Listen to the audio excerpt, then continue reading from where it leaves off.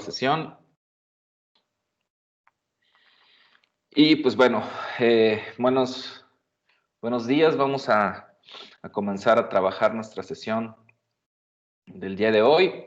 Nos toca el último capítulo del texto de Marc Bloch, Apología de la Historia. Vamos a ver vamos a revisar el capítulo titulado sobre la crítica, ¿no? Y bueno, más o menos todos tenemos noción o idea de a qué nos referimos cuando hacemos o cuando escuchamos la palabra crítica, ¿no? En el mundo actual, pues en el momento histórico que nos toca vivir, pues sabemos y entendemos que hay de repente muchas expresiones, muchas opiniones y muchas ocasiones las personas consideran o consideramos que externar nuestras visiones u opiniones sobre determinado tema, pues es ejercer la crítica, ¿no? O ejercer una crítica. Se ha, como muchos conceptos que han emanado de las preocupaciones sociales o de las intenciones de filósofos o de pensadores de definir o de tratar de definir un proceso humano y por medio de una teorización o eso, conceptualización de una idea, concretar en un término, darle significado a ese proceso humano, pues, ¿no? Y de repente, pues, muchos de estos esfuerzos por conceptualizar nuestras ideas, cuando son llevados a, digamos, de manera más general, a veces pierden su valor o a veces pierden su sentido, ¿no? Me parece que ese es el caso de la idea de crítica. En el momento en el que vivimos, muchas veces se presentan o se emiten opiniones, a veces con ciertos fundamentos, en ocasiones francamente sin fundamentos, en otras ocasiones, y sobre todo en las redes sociales últimamente, eh, a veces sin ningún fundamento, pero se escuda, o a veces las personas nos escudamos con que pues tenemos una libertad de opinión, que es cierto, ¿no? Podemos opinar sobre cualquier cosa de la vida, es válido, es nuestra libertad, es lo que podemos hacer con nuestra libertad, pero en ocasiones también, a veces algunas personas señalamos o intentamos señalar que estamos ejerciendo una crítica. Como en otras clases, yo les había preguntado sobre esta idea de qué era la crítica, pues ya más o menos todos tenemos como una idea vaga de lo que podemos entender por crítica. Sin embargo, en el texto, el autor, Marc Bloch, va a sugerir a la crítica o va a proponer un modelo crítico, un método crítico para estudiar historia. Por eso quería iniciar primero con esta idea así como general, pues sí, todos tenemos nuestra noción, nuestro concepto de qué es crítica, de qué es ser crítico, de por qué emitimos una crítica, de por qué hacemos críticas, ¿no? Y creo que en este nivel universitario en el que nos encontramos, pues ya entendemos que hacer una crítica pues no es una opinión simplemente de una persona porque no le agrade una forma de ser o pues es una crítica superficial, ¿no? O a veces se nos habla tan jocosamente de esta idea de la crítica destructiva y de la crítica constructiva. Pues eso no, digamos, eso no que propone el autor, ¿no? No está hablando de crítica constructiva ni crítica destructiva, está hablando de un método crítico, pues, ¿no? Y en las primeras partes, en las primeras líneas del texto de este apartado, de este capítulo, Marc Bloch nos va a mencionar algunas ideas, a tratar de hacer eso, un bosquejo, ¿no? Una especie de boceto de mapa, ¿no? en el que nos va a presentar una serie de ideas sobre cómo ir construyendo un método crítico. Y uno de los primeros que va a mencionar es el escepticismo, ¿sí? ¿Qué es el escepticismo, compañeros? Para hacer una buena crítica nos dice escepticismo. Es el primer punto que toca. ¿Qué es el escepticismo? Adelante, Luis Fernando Ceja. Hola. ¿Qué onda? Sería algo así como no creerlo todo a la primera, como dudar siempre que... Sí, dudar todo. Sí, muy bien. Ajá. Sí, y de hecho, en el texto, gracias, Fer, en el texto nos habla también un poco de esta condición, de esta filosofía, ¿no? De esta posición ante la vida de los escépticos, ¿no? Es decir, de dudar absolutamente de todo, ¿no? Eh, a ver, um, ¿alguien más?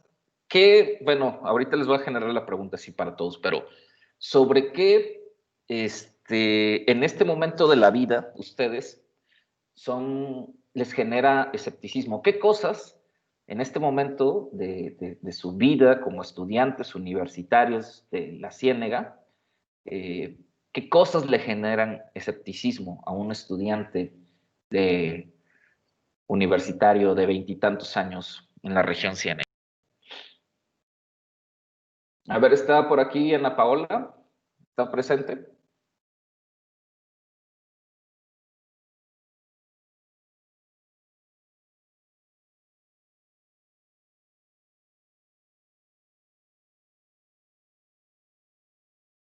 A ver, Saúl,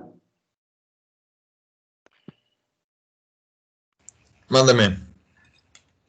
¿qué es el escepticismo y qué cosas, sí te quedó claro qué es el escepticismo, ¿verdad?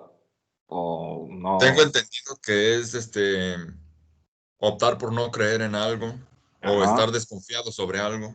ajá, ajá, muy bien. ¿Qué cosas tú consideras que no crees, ¿no? ¿Relacionado a qué? A tu vida en general, pues. ¿En qué cosas eres escéptico en tu vida en general? Fantasmas, Ujú. volver a clases presenciales este año. Eso sí, olvídalo. Ujú. Am, Y el próximo también, no te creas. no, primero Dios que sí. Pues varias cosas de las que uno no tiene el control o el Ajá, conocimiento. ok, muy bien. Cosas sobre las que uno no tiene el control o que no tiene forma de conocer, ¿no? Eh, Sí. muy bien, muchas gracias. Con base a la lectura, ¿qué nos dice el autor sobre esta condición del escepticismo? ¿Qué nos propone? ¿Qué nos sugiere el autor? Esta pregunta es un poco para todos. Si ven mi diapositiva, también pongo esta idea de la credulidad, ¿no? ¿Qué será la credulidad? A ver, Yaritza. A ver, alguien comentó por aquí. Es dudar, perdón, es Ana Paola, nos dice, es dudar el escepticismo, yo dudo de la creencia de Dios y sobre si hay algo más allá de la muerte. Muchas gracias, Ana Paola, muy pertinente tu opinión. Yari. Sí, pues es lo contrario al escepticismo, que es alguien que cree fácilmente en lo que se le dice. En todo, ¿no? Así es. Muy bien, a ver, Yari, Ay, mm, sí. en este panorama en el que el autor nos está presentando estas ideas, ¿no? También nos presenta esta idea del sentido común, ¿no? ¿Tú qué opinas respecto a cómo un estudiante universitario siglo XXI de la Ciénega, que no estudia necesariamente historia, sino estudios multiculturales, y dentro de los estudios multiculturales, pues hay un interés por la historia, por la historicidad de la cultura, de nuestros pueblos, de nuestras sociedades? ¿Tú qué piensas respecto a primero estos dos temas que nos propone el autor. Por un lado, esta idea del escepticismo, ¿no? De que hay ciertas posturas totalmente escépticas que no creen absolutamente nada, o por el otro lado, una postura de credulidad, que las personas tienden a creer todo lo que se les dice. ¿Tú qué opinas? Bueno, mientras me planteabas esta pregunta, recordé cómo yo antes de entrar a la universidad era muy crédula, que Ajá. podía creer muy fácil en lo que se me decía, pero en el momento en que se me mostró que tenía que ser escéptica y criticar y cuestionar, como que ya todo dejó de parecer color de rosa. Entonces, creo que como estudiante, no es algo de que si se prefiere, pero creo Ajá. que lo más adecuado sí es por lo menos dudarlo 2 veces. Y Ok. bueno, si se trata de ciertos temas en específico, yo que sé, como la política o religión, en mi caso, creo que sí se debería de cuestionar y no dar por sentado que algo que te dice alguien.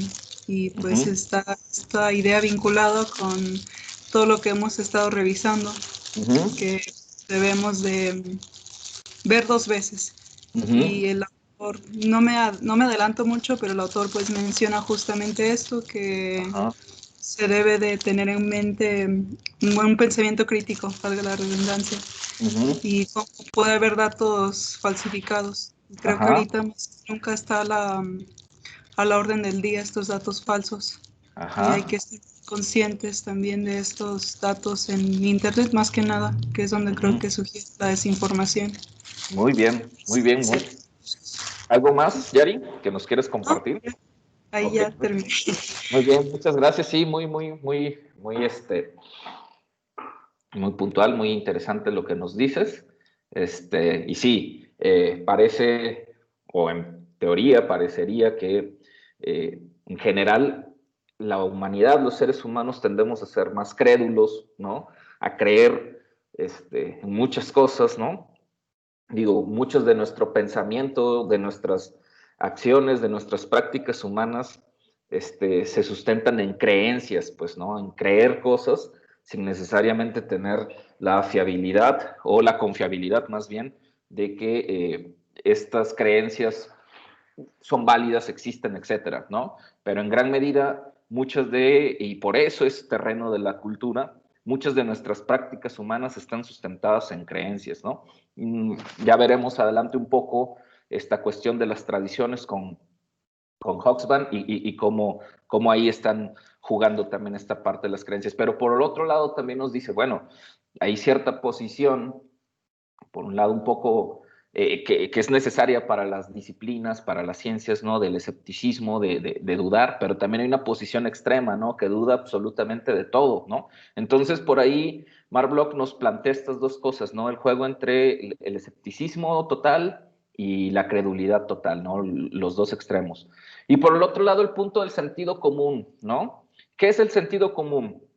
Así, pregunta general.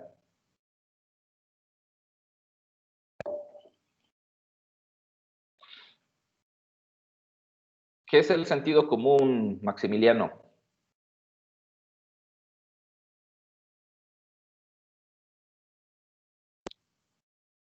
¿Qué es el sentido común, José Eduardo?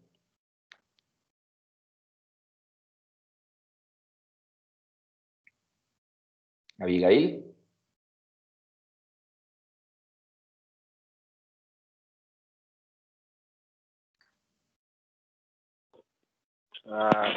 ¿Se escucha? Razonamiento, dice Stephanie. Sí, se escucha, Max. Ok. No sería como sentido común, es como se denomina el conjunto de conocimientos, creencias y explicaciones, fundamentos en la experiencia personal o en la sabiduría popular, que son compartidos por una comunidad, familia, pueblo o nación. Muy bien, Max. ¿Qué quiere decir eso? Mm, ¿Qué quiere decir eso que acabas de leer?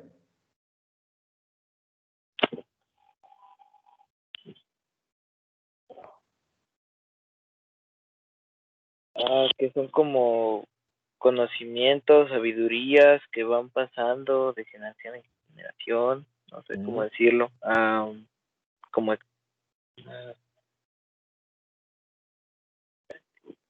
no sé cómo explicarme. Te voy a poner un ejemplo. Tú utilizas motocicleta. Tú tienes motocicleta. Tú usas moto. Ok, muy bien. Sí. Ok. Dime, por simple sentido común, ¿cuál es una posibilidad o qué tantas posibilidades hay de que te suceda un accidente en motocicleta? Por simple sentido común, güey. Pues varias, por el sentido, si no traigo casco, si voy muy rápido. Aparte, también en el rancho donde vivo, la gente es medio imprudente para manejar. Ok, muy bien. Sí hay como que mucho. Ok, tú lo ves, un conocimiento. Nos dice por aquí Eduardo, es una creencia que tiene lógica. Más que una creencia, es un conocimiento, como lo dices, un poco acumulado, etcétera, y que por sentido común uno entiende que hay una serie de situaciones que pueden, que suceden, ¿no? Un conocimiento que adquiere uno, ¿no? Ok, ¿de acuerdo, Max? ¿Sí? Ok. ¿Tú utilizas todo el tiempo casco cuando viajas en tu motocicleta, güey? No, solamente A ver, espérame, no. ¿Y cómo? Okay. Si me acabas de decir que sabes que hay una alta posibilidad de accidentes, que en el rancho, como tú defines a la ciudad en la que naciste, güey, ¿no? Que en el rancho en el que tú vives, la gente es imprudente, ¿por qué no utilizas casco, güey?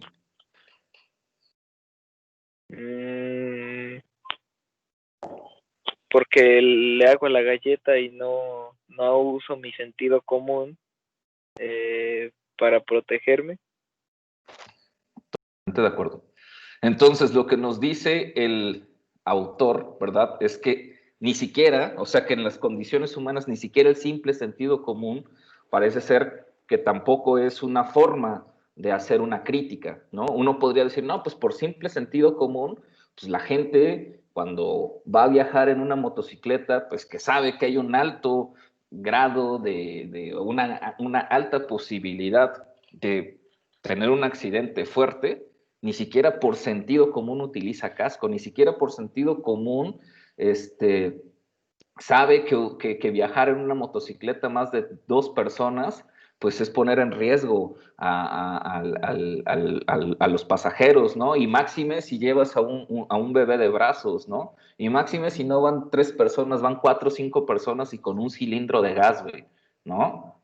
O sea, si uno tuviera o diría, pues los seres humanos utilizan su sentido común, pues jamás una persona con sentido común arriesgaría a un bebé, ¿no? A transportarlo en un vehículo que tiene altísimas posibilidades de sufrir un accidente grave y mucho menos manejar de una manera temeraria. Es lo que nos dice el autor, ¿no? Que ni siquiera el escepticismo, que ni siquiera la credulidad, ni siquiera el simple sentido común, ¿sí? Son, digamos, bases necesarias para ejercer un método crítico, sino que existe una cosa que le va a llamar duda examinadora. ¿Anda por aquí Anaísis? Sí. Ok. ¿Qué es una duda, Anaísis? ¿Qué es dudar? ¿Por qué dudamos las personas? Ajá, perdón. Perdón, me Es interrumpí. como no tener certeza sobre algún hecho, algún pensamiento. No sé cómo explicarlo. Así como se te ocurre. Pues sí, solo eso. No tener certeza sobre algún hecho o algún pensamiento. Más que nada, preguntarse si es real o no. Muy bien.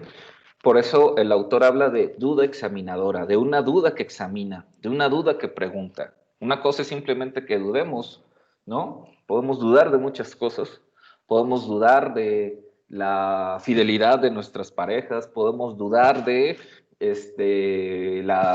lo que dice el sacerdote en misa, podemos dudar del presidente, sus locuras, ¿no? Podemos dudar de lo que diga el político cuando va a hacer una campaña, ¿no? Pero no sirve de nada dudar si no generamos preguntas, pues, ¿no? Si no examinamos, o sea, si no ejercemos a través de la duda una serie de examinaciones, ¿sí?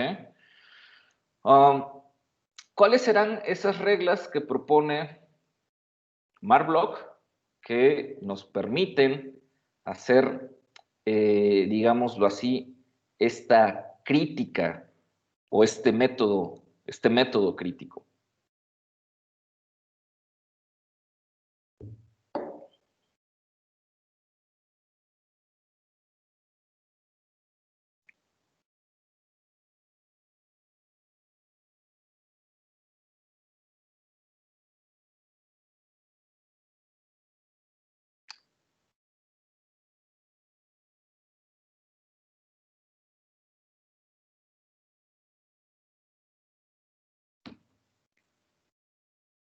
A ver si leyeron el texto.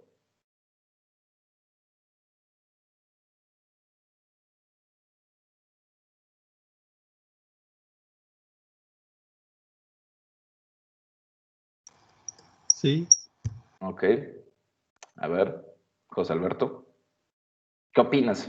Una pregunta así. ¿Qué te parece el texto? La verdad no me gustó esta lectura. Se me Ajá. hizo muy como repetitiva, como que no iba a ningún lado. Luego ejemplos y estaba leyendo y yo, ¿qué está diciendo?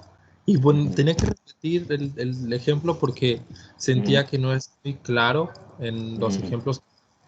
Y también son pues hechos históricos los cuales no tengo mucho conocimiento, entonces tenía que buscarlos porque no sabía de qué estaba hablando. Y también se me hizo muy larga. O sea, no, este texto no me gustó, la verdad. Y pues muchas cosas no las terminé de comprender en su totalidad. Pero sí, eso que lo leí. Ok, muy bien. ¿Alguien más que coincida con que el texto es repetitivo? A mí en lo personal no me parece que sea repetitivo. Pero bueno, ¿alguien más? Así, opiniones generales. Pues yo Ajá. no considero que sea repetitivo, pero pues en lo demás sí concuerdo con Beto, es un poco tedioso. Y ¿Por qué es tedioso, pues, Jessica? porque pues te habla de datos, hechos históricos que no, pues no tienes conocimiento y pues... ¿Y eso es tedioso? O sea, desconocer datos y hechos que uno no conociese es tedioso. No es, pero pues tienes que andar buscando. Pues te pone a investigar. Información, ajá, sí. ¿No? Y ahora conoces y sabes de datos y hechos que antes desconocías, pues, ¿no? Así es. Entonces, ¿consideran ustedes a eso tedioso, que te ponga a investigar, que el texto te obligue a investigar? Adelante, Sergio. Perdón, no sé si terminaste, Jessica. No por eso, sino porque pues es como de que mucha información que a veces no alcanzas como a digerir. Ok, muy bien. Gracias. Sergio. Pues es que yo siento que quería hablar acerca de ese punto sobre mis compañeros, porque yo entiendo que a lo que se están refiriendo mis compañeros es que no es que lo que esté haciendo sea tedioso o que su objetivo no sea tedioso, simplemente que hay forma de comunicarlo y la forma en la que nosotros lo hemos leído y lo hemos visto, al menos en la lectura, pues nos ha resultado una manera tediosa de comunicar esas ideas que no son negativas, pues por algo estamos aquí, porque también nos gusta. A ver, Sergio, ¿tú cómo hubieras comunicado estas ideas? ¿No? Todo esto que en este capítulo que nos explica, ¿cómo lo hubieras comunicado? Me siento con ese argumento de si no te gusta, hazlo tú mejor. Ajá. Pero no, es que no sé si, pues es que yo mismo podría en un principio haber comunicado esas cosas de cualquier forma, pero sí me parece que, digamos, que hay una cierta como explicación de los términos y de manera, digamos, específica a qué nos estamos refiriendo con estas técnicas, con estos documentos, con este pensar, que creo puede llegar a cortarse en algunos momentos. No que se corte, sino que podría ser más corto. No tanto más sintetizado, sino utilizando menos palabras para llegar a un punto concreto. Porque yo no siento que haya así como ideas repetidas o esto que después se llega a sentir trabajos, digamos, menos profesionales, de que podrías quitarle todo un pedazo de texto y seguiría siendo lo mismo. No creo que sea eso, pero sí creo que hay algunas ocasiones en las que llega a digamos, explicar de manera un poco más extensa de la que por lo menos a mí me hubiera gustado. Sí, bueno, puedo coincidir en una cosa, el texto es largo, yo se los dije, no iban a leer textos cortos, ¿no? Se los advertí desde la primera sesión. No sé si estaban los compañeros Jessica y los demás, pero yo les dije aquí no vamos a leer textos cortos, o no tan cortos, o no vamos a leer textitos de 4 cuartillitas, aquí vamos a leer textos largos, ¿no? De hecho, digo, pues estamos en licenciatura, pero pues si ustedes quieren seguir preparándose y estudiando, pues en los posgrados, en las maestrías, te dejan a veces leer libros completos, ¿no? Y de una semana a otra. Por otro lado, puede ser que el texto, digamos, ejemplifica mucho. Es cierto, hay varias ejemplificaciones. Eso, acostúmbrense a ese tipo de venir. Sobre todo en los textos académicos, pues a veces se ejemplifica, ¿no? Para explicar una idea. Y por el otro, pues seguro vendrán más adelante en esta misma materia, textos aún más complicados, pues, ¿no? Y textos aún más con un lenguaje, ¿no? Con una serie de, digamos, de explicaciones o de debates a veces un poco difusos y a veces sí, a lo mejor con una forma de escritura un poco más difusa o compleja, ¿no? Y hay que entrarle a esos textos. A mí me parece que en el caso de Marc Bloch no escribe tan complejo, me parece que no hay tanta, un abuso tan, de excesiva palabrería sofisticada, que a veces es lo que se le achaca a los textos posmodernos, ¿no? A las teorías posmodernas, ¿no? Que a veces redundan y confunden. Me parece que Marc Bloch no lo es así. Y me parece que, aunque es un texto largo y ejemplifica muchas cosas, puedo concordar en eso, me parece que hay puntos claves que merecen ser debatidos y que merecen ser explicados y que no son o no están presentes en otra parte del texto, por lo tanto, en mi opinión, no son reiterativos, ¿no? Y esos son sobre los que quiero que hablemos, pues, ¿no? También es importante y es un ejercicio que ustedes tienen que hacer de, aunque la lectura sea vasta, que identifiquen cuáles son los puntos claves, ¿no? En donde está el autor explicando esos puntos claves y pues sí, pues cuando está poniendo ejemplos y a quien le dé curiosidad, pues investiga un poco más sobre los ejemplos y a quien no le dé curiosidad, pues si quiere, pues no investigue más sobre los ejemplos, ¿no? O sea, pues eso es la curiosidad o no curiosidad que debe de tener el investigador, pues, ¿no? Pero bueno, retomando un poco esto, el autor propone una serie, digamos, como de reglas, por así decirla, de cómo hacer un análisis objetivo. De entrada, hay un concepto súper importantísimo, la epogée. ¿Qué es la epogée? O la epogée, si lo identificaron. Y si no, pues tienen acceso a internet y búsquenlo y ahí lo encuentran. ¿Qué es una epogée?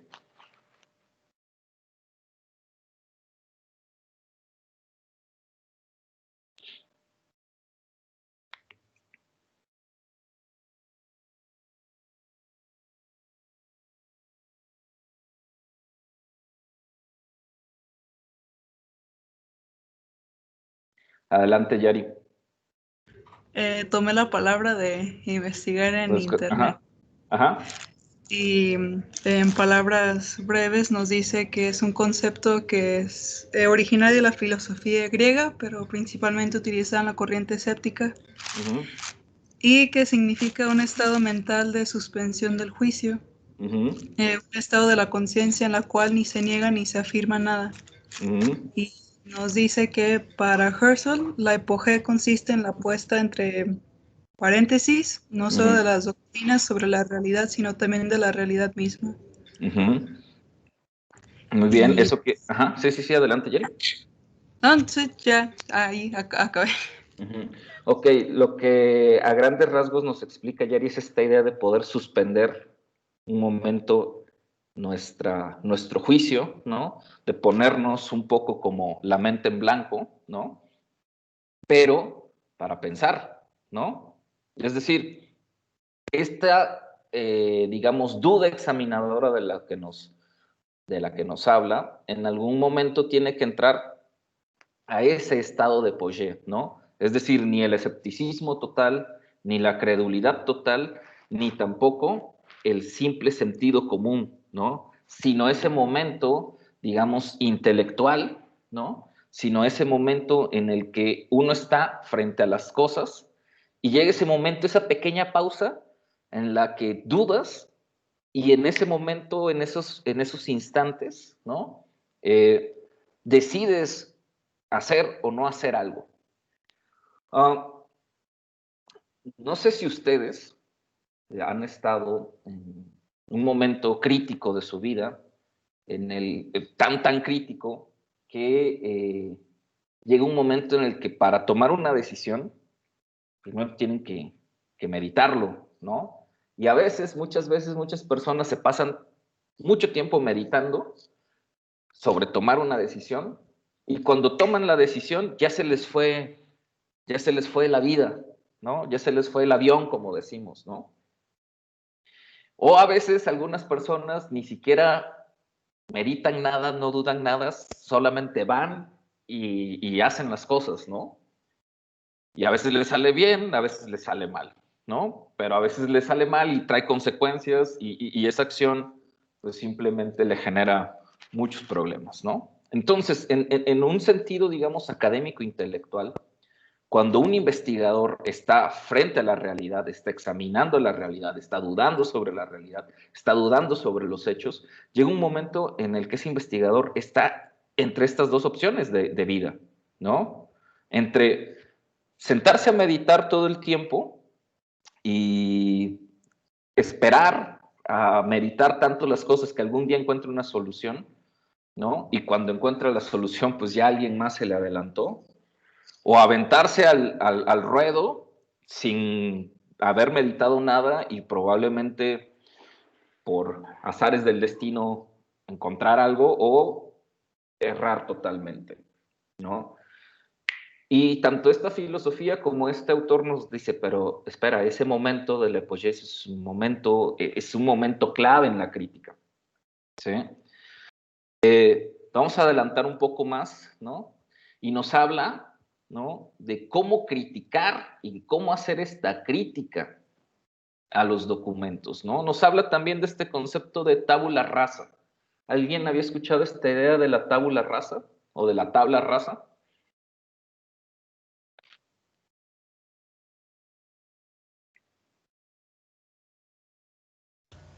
Sí.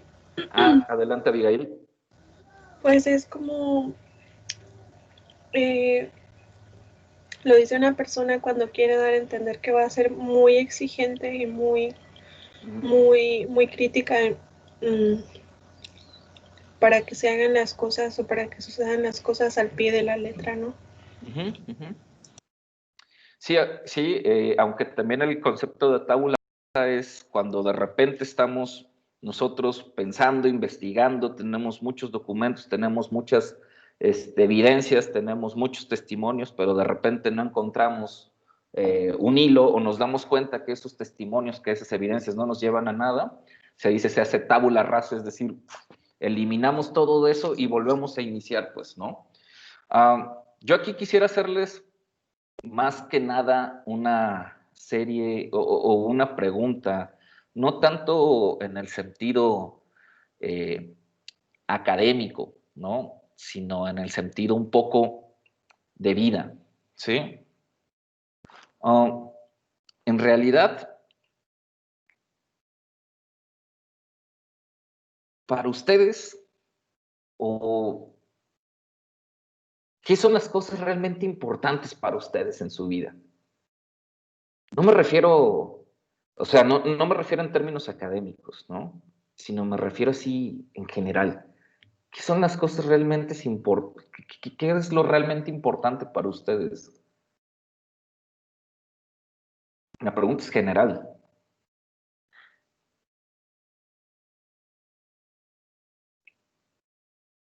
Está levantada la mano de Yari, pero creo que se quedó levantado. Sí, perdón, la había dejado levantada. No te preocupes. De una vez que estoy aquí, pues contesto la pregunta. Sinceramente, lo primero que se me viene a la mente, y creo que por desgracia se puede escuchar cliché, para mí lo primero es el amor, pero no me refiero a amor como entre pareja, que es pues, el romántico, sino el amor hacia la vida o hacia el mundo, hacia todo lo que está alrededor. E incluso pues para poder conectar un poco esto, el amor a la evolución o madurez de mi persona. Y cómo puedo yo reflexionar de cómo yo era hace algunos años y ver cómo he podido madurar y aprender. Entonces, como que amo que en base a experiencias incluso malas he podido llegar a un momento de mi vida donde me encuentro pues feliz. Entonces es como a lo que yo le tomo mucha importancia, o es lo que es para mí importante. Muy bien, nunca, o sea, deseo que nunca olvides esta idea que nos acabas de exponer, ¿no? No solamente en el ámbito académico, sino en todo ámbito. Abigail. Gracias, Yari. Se quedó de todos modos levantada la mano. Para mí, mi mamá. Ok. Bien. Así de contundente. Muchas gracias. Ana Isis.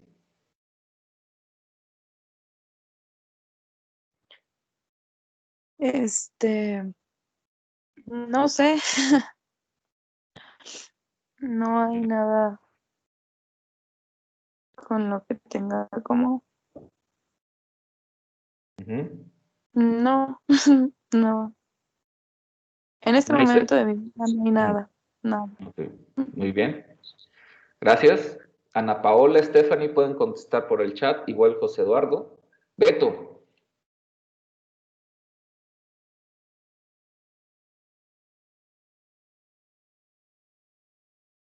Bueno, creo que... sí, ya. Sí. Ay, perdón, es que no sé por qué tengo tanta dificultad en que el micrófono se encienda. Le doy y no se entiende. Para mí lo más importante es mi hermanita, mi mamá, bueno, mis hermanos, mis amigos. Es lo más importante, mi futuro. Creo que es lo primordial en mi vida. Muy bien, muchas gracias, Beto. Max, Saúl, faltó Luis Fernando.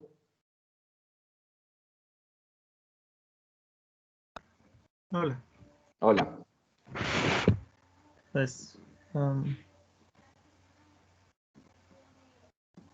no sé cómo explicarlo de otra forma, más que el bienestar.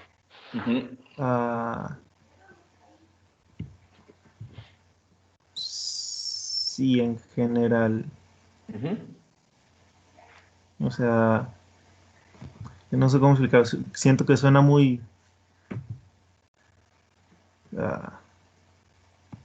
como, no sé, raro, pero sí, o sea, antes que cualquier cosa, si no estoy a gusto, pues mejor no. No sé cómo explicarlo de otra forma, solo eso. Así tal cual, ¿no? Así como salga. Dice Stephanie, muchas gracias, Luis Fernando. Lograr cambiar situaciones que no son de mi agrado. Muy bien, sí, muy bien. Max, Saúl, Sergio, Jessica. ¿Cuál era la pregunta? Es que se está trabando mucho la llamada. ¿Alguien le puede repetir la pregunta al compañero?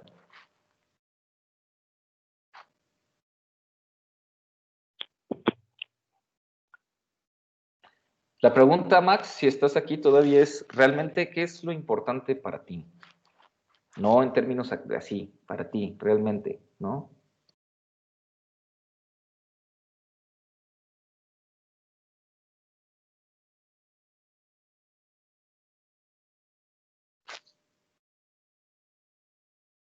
Saúl, Sergio, Jessica. Yo, Ajá. Para mí, pues es mi familia, Ujú. mis mascotas, que no me gusta llamarlas mascotas, sino Ujú. mis amigos, Ajá. y pues ser feliz. Ok. Muy bien, muchas gracias. Sergio, habías levantado la mano. Y después Maximiliano. Sí, adelante, Sergio.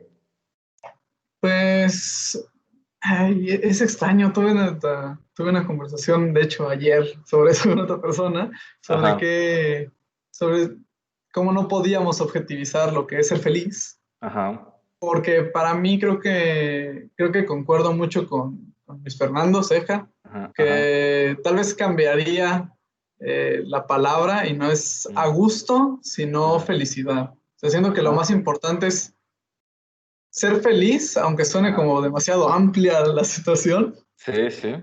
Pero creo que es eso, es como estar cómodo con tu situación y que sientas que hay un balance entre cosas que están bien, cosas que están mal, porque no me gusta el hedonismo.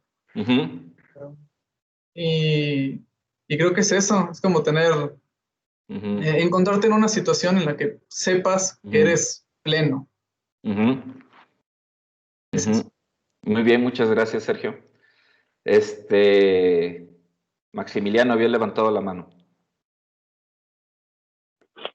Y ahora sí se escucha. Perdón, es que hace rato me tuve que salir porque se estaba trabando mucho.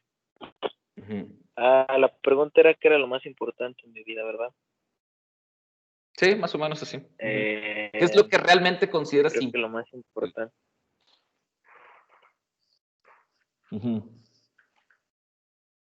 Lo más importante para mí o de sería mi futuro,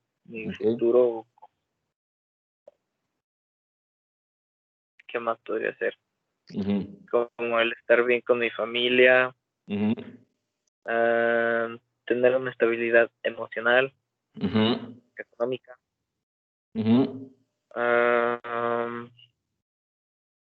ya yéndonos más a lo material, tener buenas cosas o estar bien económicamente.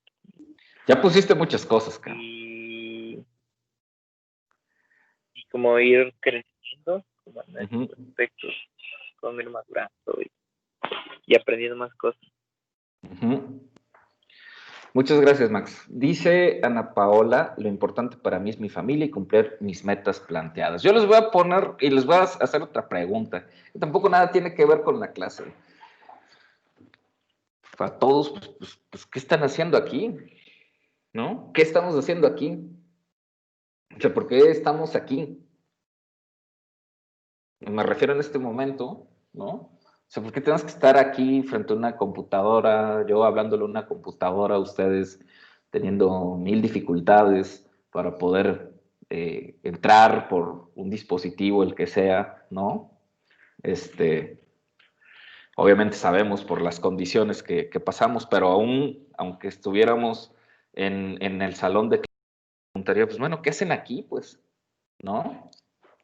O sea, muchos de ustedes, dice aquí el compañero, para mí lo más importante soy yo, mi bienestar, mi vida y mi familia. ¿Qué es lo más importante para mí, Ricardo? Dice Jessica. Para mí es mi familia. Y estoy aquí porque de esta forma obtengo dinero para poder apoyar a mi familia. Por eso estoy aquí, ¿no? Es lo más importante para mí en mi vida, mi familia. Pero a la vez, pues también, y quizás el trabajar me permite apoyar a mi familia, pero a la vez también un poco, en estos años, pues he entendido que no me veía trabajando en algo en el que yo no me sintiera a gusto, pues, ¿no?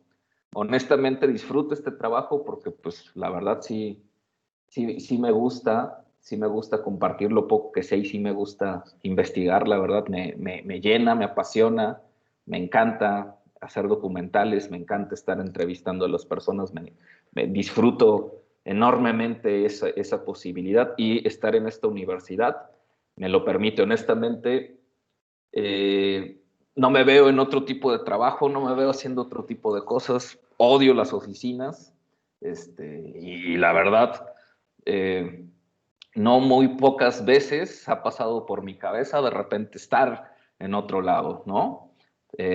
O estar haciendo otro tipo de trabajo vinculado a la investigación, pero honestamente no me veo ni me hubiera gustado y trabajé lo más que pude para no estar en un trabajo en el que no me sintiera a gusto ni satisfecho, ¿no?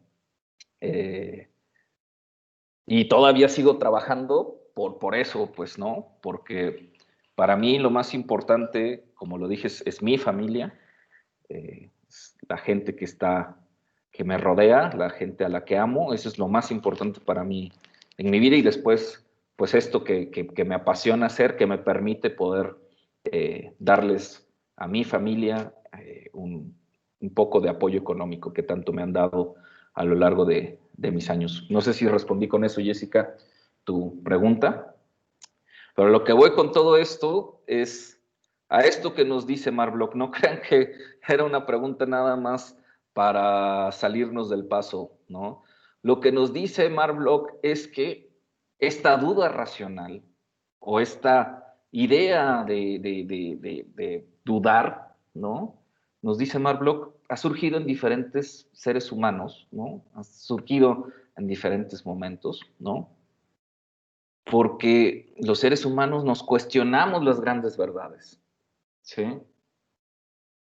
Porque los seres humanos, o sea, para avanzar en el conocimiento humano, han existido seres humanos que se cuestionaron las grandes verdades, ¿sí? Y, o más dicho, los relatos que nos hemos hecho sobre esas grandes verdades, ¿sí? Y esas grandes verdades o esos grandes relatos empiezan desde eso, desde lo que nosotros asumimos como lo realmente importante, ¿sí? O lo que muchas veces nos han construido como lo que es realmente importante, ¿sí? Como, y se los digo honestamente, como, y yo soy un poco crítico con eso, como esta idea de que, oh, sí, estudia, porque es lo más importante estudiar, ¿no? Prepárate porque solamente estudiando vas a tener un mejor nivel de vida, o entra a la universidad porque así vas a tener un mejor trabajo. Y mucha gente se compra esa idea, ¿no? De que lo realmente importante es estudiar, es importantísimo estudiar, porque así vas a tener un mejor trabajo y así te vas a volver millonario. No es cierto, ¿no? O sea, hay personas que no necesitan siquiera estudiar nada y les puede ir bien económicamente en la vida. Y si lo realmente importante para ciertas personas es estar bien económicamente, adelante, ¿sí? Pero a veces, y eso es lo que nos plantea un poco Mark Bloch, ¿sí? Nosotros no nos hemos cuestionado las grandes verdades, nos hemos cuestionado los relatos que se han hecho sobre las grandes verdades, ¿sí?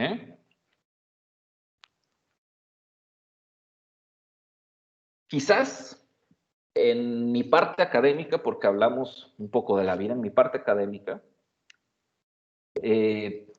digámoslo así, a mí me parece, o en mi parte académica hay un interés, la verdad, sí, por preguntarme cosas importantes, o más que importantes, preguntarme cosas que sí me ayuden a entenderme como ser humano, ¿sí?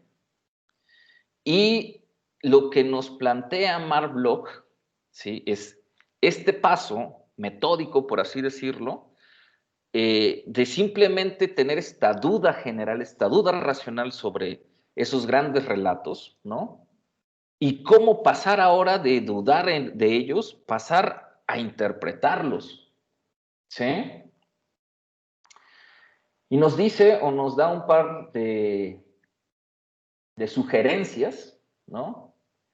En el que uno nos dice, hay que tener paciencia, ¿no?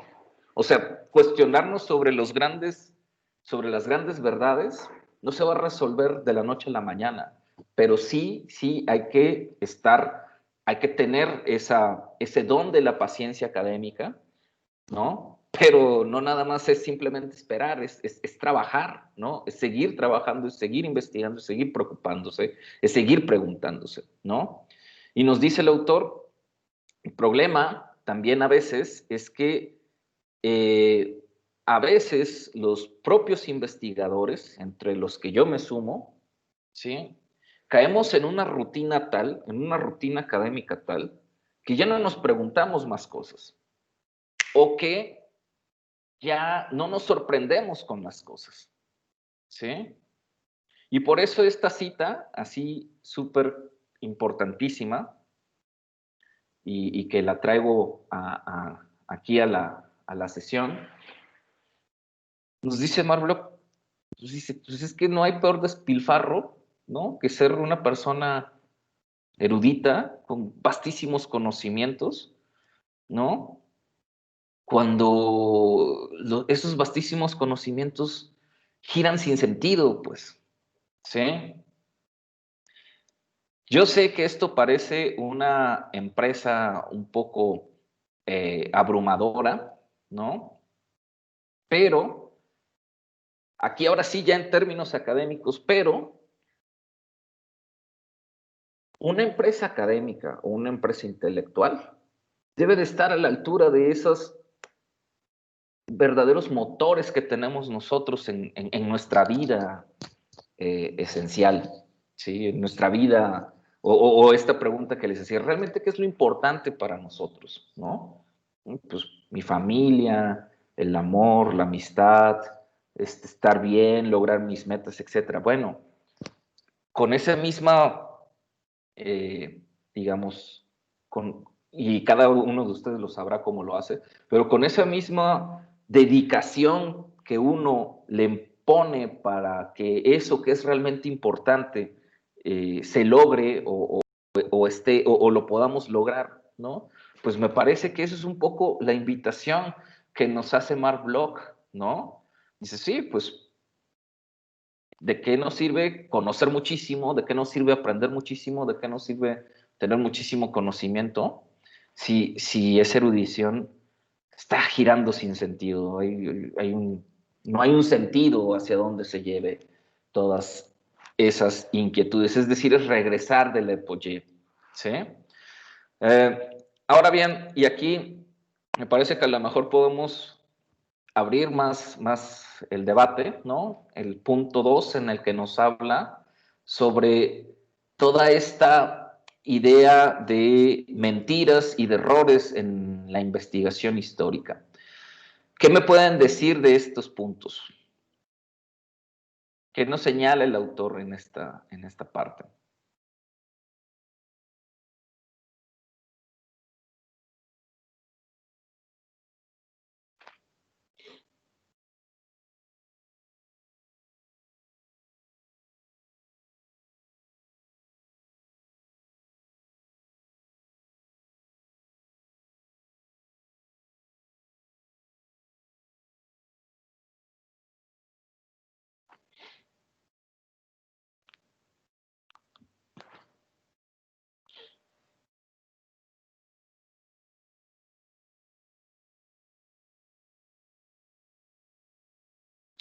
A ver, compañeros, ¿quién no ha engañado a alguien? ¿Quién no ha utilizado una mentirilla por ahí para lograr algún objetivo en su vida?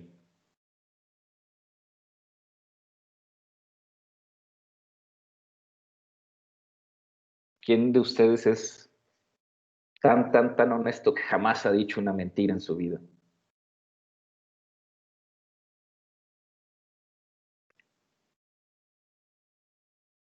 O al contrario, a ver, platíquenme, ¿cuál es la mentira más grande que han dicho en su vida?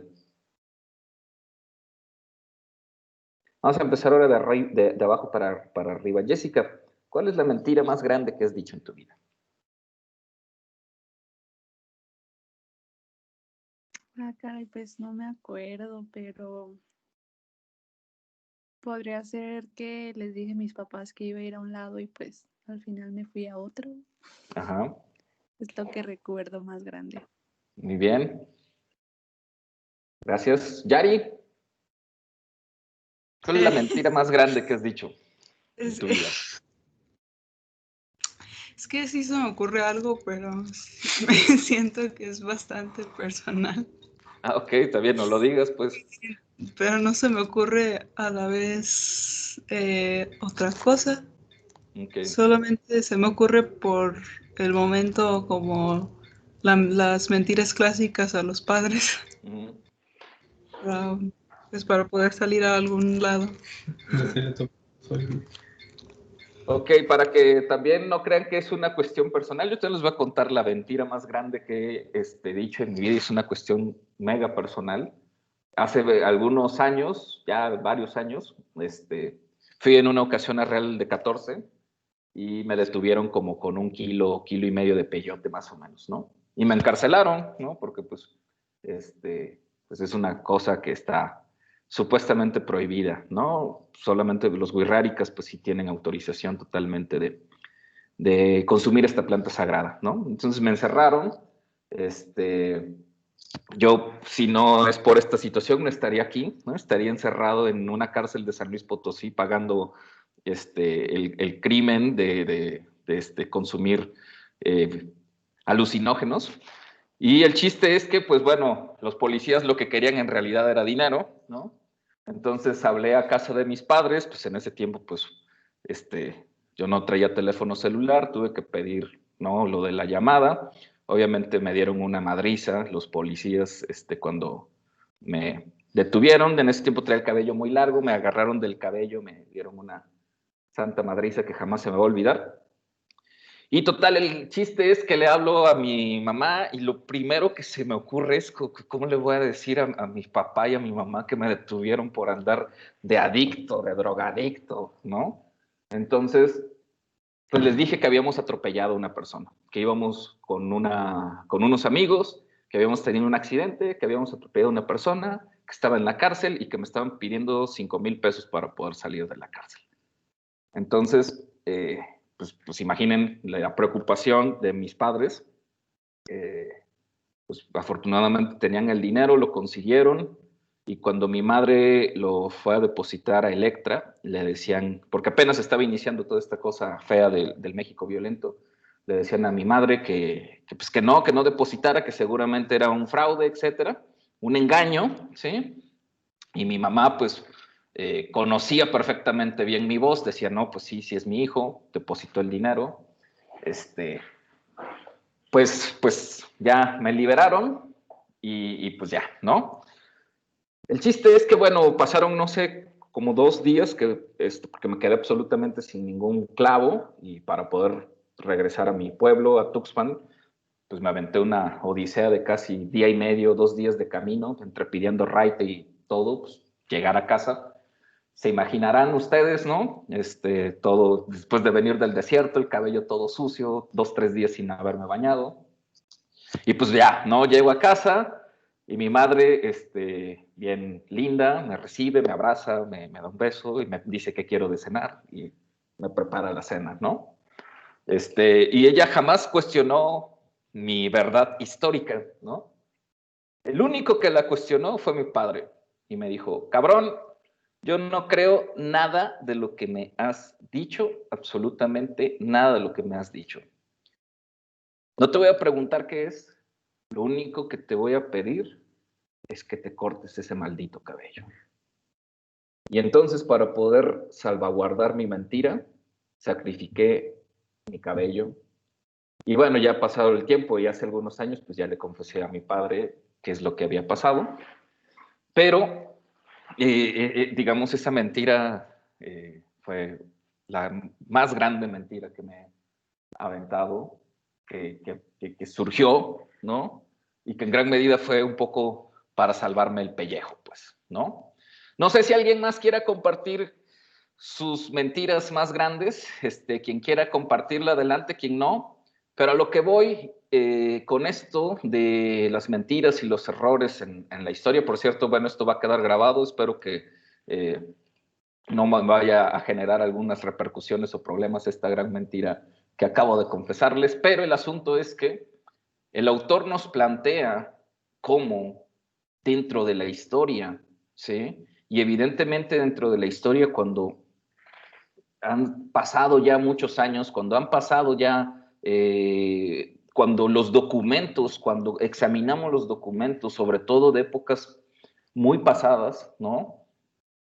Siempre hay que tener como que duda, ¿no? O estas dudas que nos propone el autor ante este tipo de situaciones, este tipo, por un lado, de engaños premeditados, ¿no? O engaños pensados, pero además de quizás ciertas omisiones o errores. Yo pongo este ejemplo, el de mi vida, que yo les planteé, porque efectivamente sí hubo una mentira, pues, ¿no? Pero sí hubo una acción, sí hubo una situación verídica, es decir, yo sí estuve en la cárcel, yo sí estaba en una situación difícil, sí me estaban pidiendo esa cantidad los policías, y sí, si no me daban esa cantidad, yo pasaba a la penal, pues, ¿no? Y ahí sí, pues ya que te avienten el proceso y seguramente apenas estaría saliendo de la cárcel en este momento, ¿no? Tranquilamente iban a ser unos 10 o 14, 15 años por eso, ¿no? Pero esta situación, pues obviamente está investida de una serie de mentiras, ¿no? De engaños que modifican un poco la historia, ¿no? En ese sentido, ¿sí? Es un poco lo que nos plantea el autor, nos dice, hay por lo menos 3 tipos de mentiras o de errores en la historia, ¿no? El engaño. Uno, cuando hay totalmente la intención de quien emplea la mentira o construye otro tipo de verdades o se inventa las verdades o se genera nuevos datos para poder engañar a las personas, ¿sí? Engañar para obtener algo de ellos, para lograr algún cometido, ¿no? Con fines políticos, académicos, etcétera, ¿no? O económicos, pues, ¿no? Por el otro lado nos dice el plagio, ¿sí?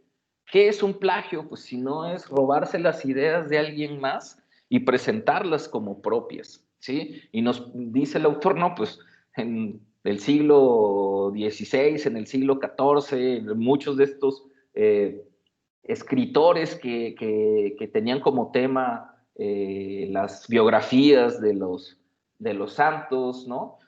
Pues cometían unos plagios increíbles, pues, ¿no? Porque pues muchas veces escribían textos, nadie sabía quiénes los había hecho, y ándale, pues, ¿no? Los presentaban como propios.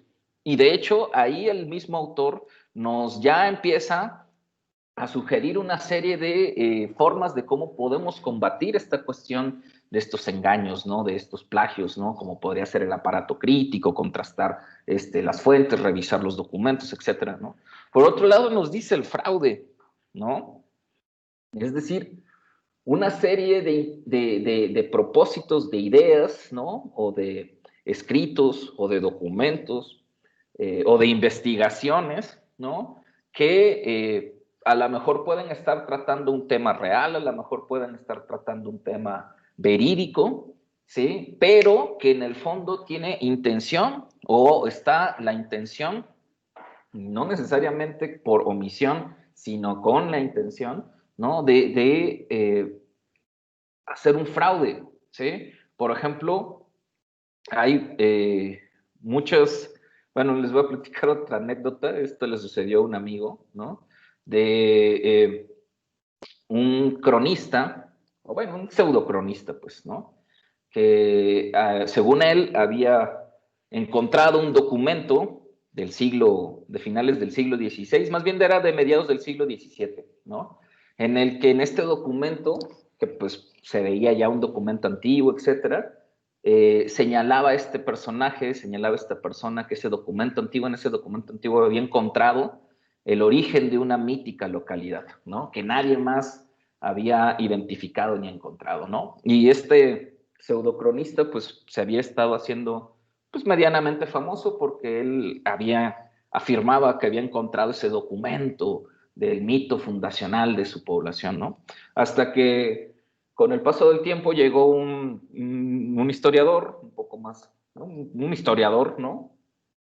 Y cuestionó la veracidad del documento, y prácticamente cuando cuestionó la veracidad de este documento, el pueblo casi se le fue encima y casi lo linchó, casi lo quemaban en leña, ¿no? Y cuando le preguntaron a este historiador que por qué cuestionaba la legitimidad de este documento, pues lo primero que dijo es, pues es un documento que está escrito en máquina de escribir, y las máquinas de escribir no existían en el siglo XVII, ¿no? Apenas estaban inventando, y en América llegaron a finales del siglo XVIII. Por lo tanto, ese documento es apócrifo, es un documento falso, pues, ¿no? Y lo que está haciendo este tipo es un fraude. ¿Sí me explico? Entonces, así como eso, hay un sinfín y habrá entonces, y hay toda una serie de disciplinas que precisamente estudian, ¿no? Que tienen una serie de métodos, una serie de prácticas, una serie de técnicas para verificar de entrada, por ejemplo, que ciertos documentos, digámoslo así, sean, que utilicen papeles o que son papeles que datan de esas épocas, ¿no? La famosa técnica del carbono 14, pero eso más bien tiene que ver con otro tipo de restos, ¿no? Pero sí hay técnicas para corroborar que, por ejemplo, los papeles, los pergaminos corresponden a épocas o a la época en la que se está haciendo referencia, pero además la caligrafía, ¿sí? Las técnicas de escritura, el tipo de sellado, ¿no? Y el autor nos dice, nos pone ahí el ejemplo de un tipo, de Brian Lucas, ¿no? Que finalmente se dedicaba a eso, ¿no? Se dedicaba a hacer fraudes, pues, ¿no? Se inventaba ahí historias, se inventaba ahí datos, se inventaba mitos, se inventaba acciones, ¿no? Y que muchos pues las daban por hechos, pues, ¿no? Las daban por verídicas, y se sostenían ideas y se sostenían investigaciones con base a esos documentos que pues estaban bien falsificados. Sin embargo, nos dice el autor, pues en ese caso pues ya no es simplemente una mentira, es un engaño, es un fraude, pues, ¿no? O sea, hay un intento claro de obtener un beneficio. Una cosa es una mentira piadosa, pues, ¿no? Otra cosa es un engaño más elaborado, y otra cosa ya es hacer un fraude, ¿no? Y por el otro lado, bueno, nos dice el autor, pues también hay las modificaciones, ¿sí? Pues modificaciones que en muchos casos, pues a veces no son tan intencionales, ¿no? Pero en otros casos son modificaciones totalmente intencionales. Y nos pone, por ejemplo, Mark Bloch nos menciona Pues bueno, imaginen ustedes cómo, pues al estar, por ejemplo, y sobre todo en documentos o documentaciones del siglo XVI, siglo XVII, estamos hablando de temáticas históricas de nuestro país o en el caso de poblaciones europeas o de culturas europeas, ¿no? Cartas, algunos documentos oficiales, ¿no? Pues nos menciona, bueno, pues el que está escribiendo, el escribano, ¿no? Sobre todo, imagínense los dichosos procesos en el que siempre había un escribano, ¿no? Pues podía a lo mejor omitir alguna palabra que no escuchó, o le dio una intención al escribir, al redactar, ¿no? O en esa redacción quizás se equivocó o transgiversó una palabra, ¿no? Entendió mal la palabra, ¿no? Entonces siempre hay ese tipo de omisiones. En todo documento que ustedes, digamos, identifiquen o revisen, pues hay que tener esa pequeña duda sobre eso, ¿no? Pero por otro lado, hay en ocasiones modificaciones claras, modificaciones intencionales, ¿no? A ciertas documentaciones que son o que parecen ser históricas, pues, ¿no? O que tienen la intención de ser históricas. Aquí, por ejemplo, el autor nos señala, ya para ir como hablando de esta cuestión del método, ¿no? Nos señala la cuestión de la necesidad, y lo habíamos mencionado, eso sí, en otras clases, de esa observación detallada, ¿no? De esa observación fina, de esa lectura fina, ¿sí? De esa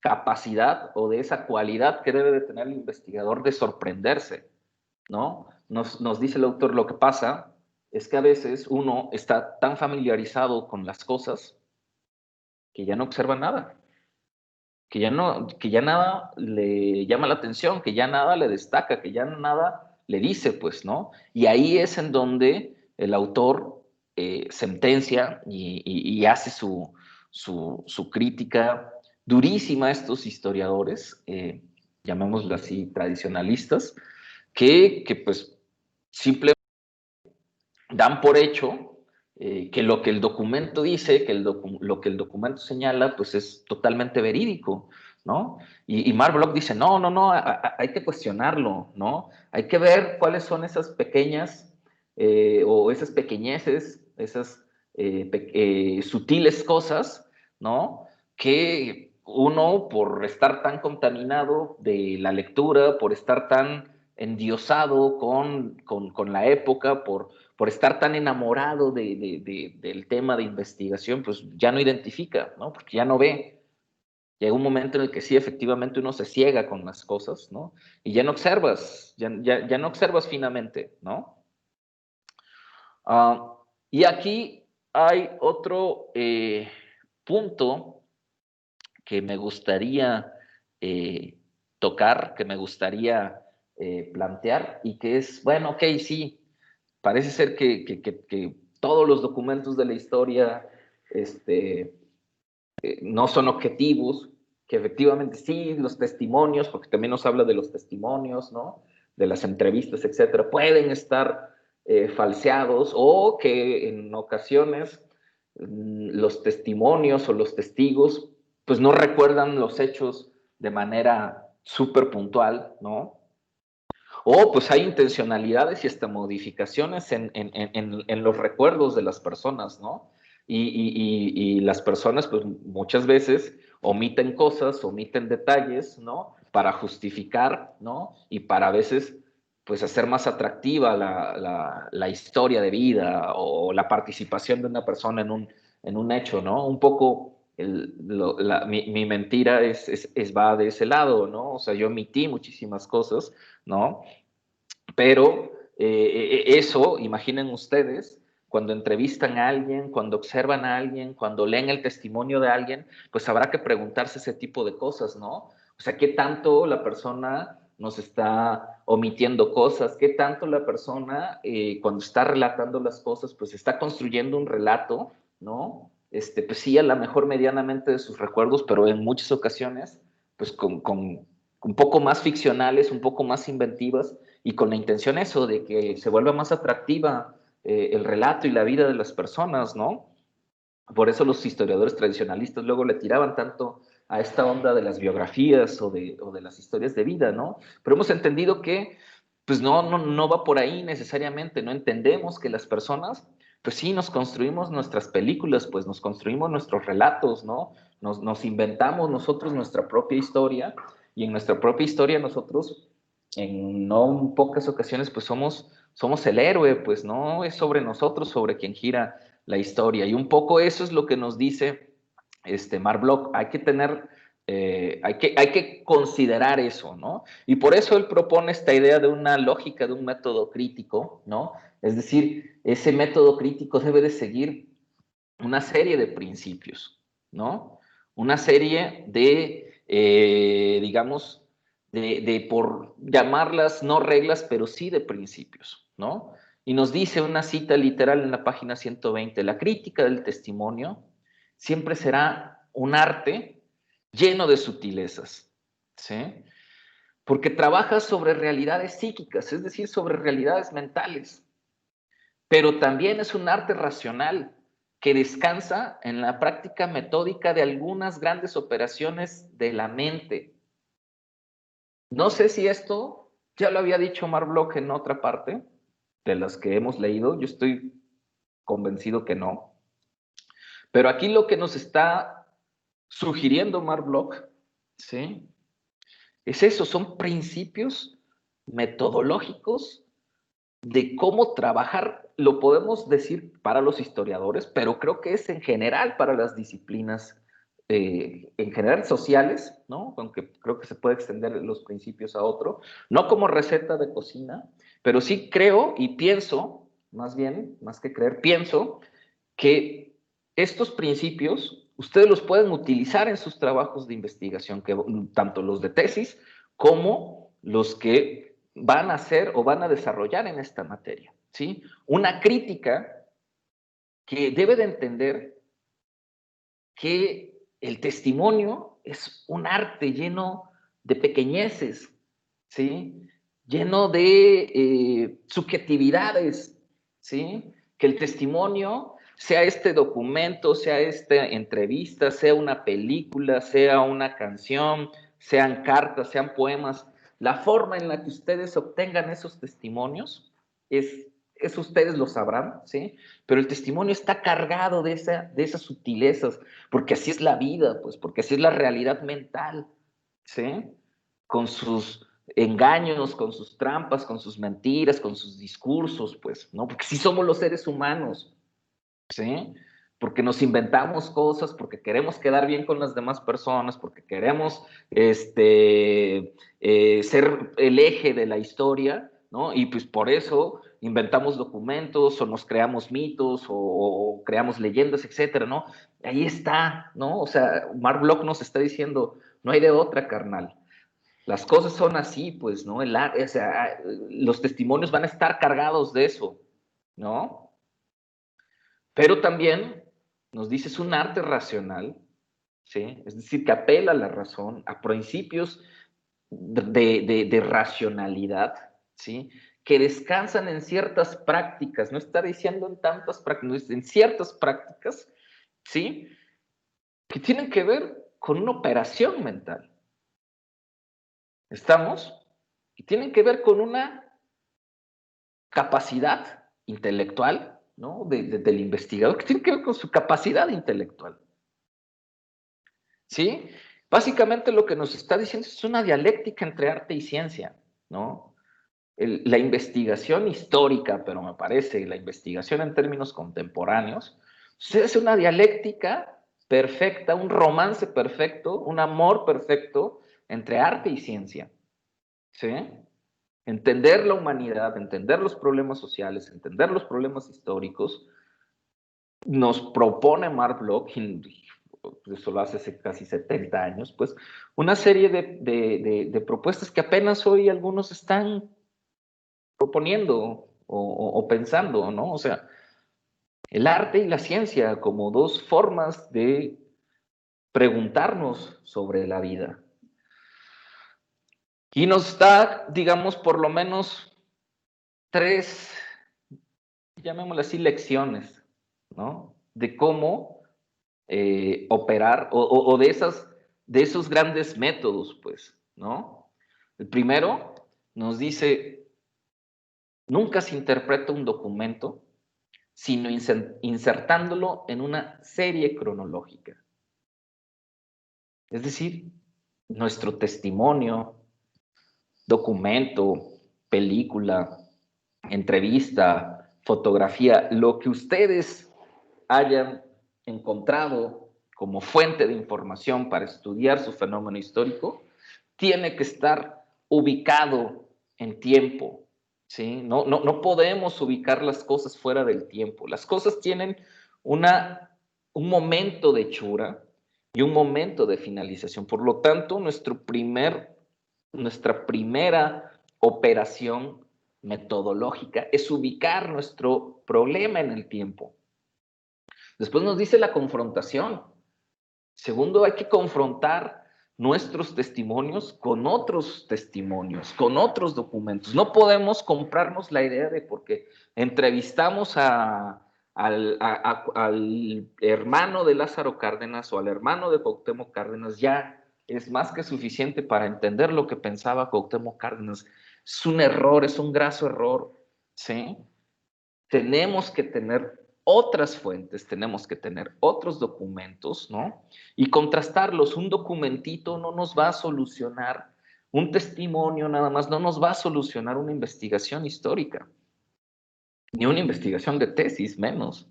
O sea, tenemos que tener más documentos y además contrastarlos, confrontarlos con testimonios o documentos que, digamos, sean de otra naturaleza, tengan otras intenciones o además puedan o no estar en contra o a favor de lo que nuestro testimonio dice. Les voy a poner un ejemplo. Cuando estábamos haciendo la tesis de licenciatura, y digo estábamos porque lo hice con otros compañeros, esta tesis de licenciatura fue también un documental sobre el luchador El Santo. Y cuando estábamos haciendo la revisión, las entrevistas,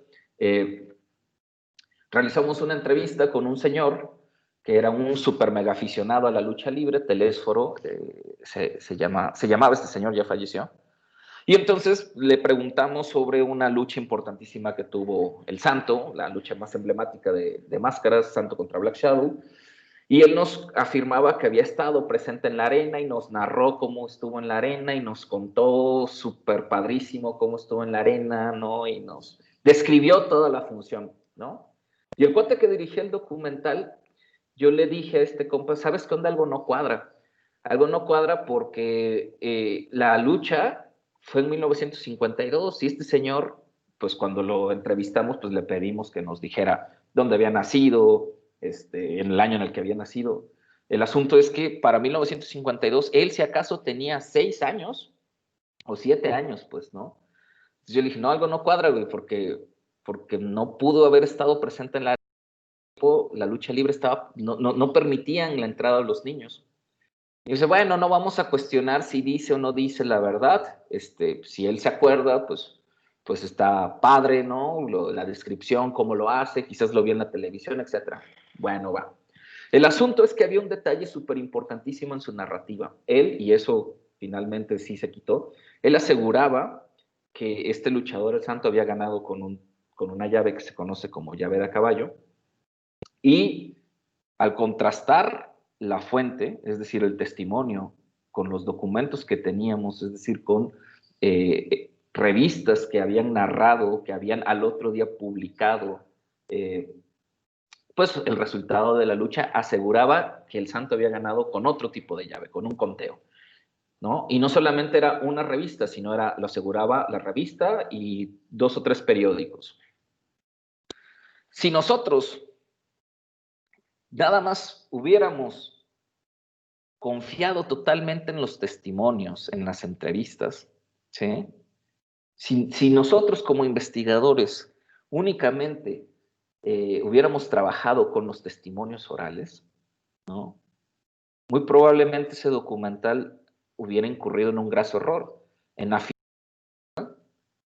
que no sucedió así, ¿sí? Pero por eso nos dice Mark Bloch, pues para poder trabajar eso hay que contrastarlo, hay que confrontarlo, ¿sí?